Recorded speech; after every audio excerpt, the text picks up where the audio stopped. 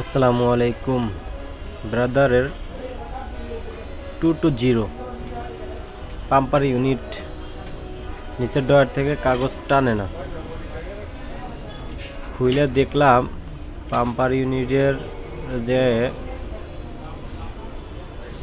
Pickup গিয়ারের যে ইউনিটটা সেটা পুরাটাই ভাঙ্গা বের হয়ে গেছে,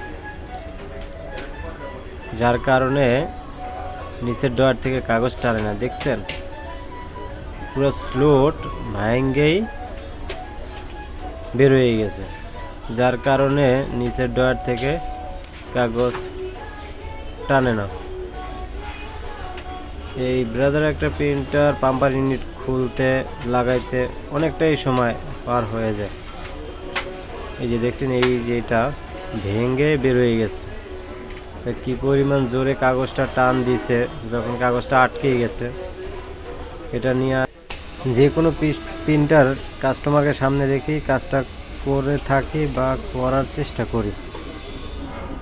করি এবং কি প্রবলেম কাস্টমারকে বলে দেখাই দেওয়ারও চেষ্টা করি। আসসালামু আলাইকুম।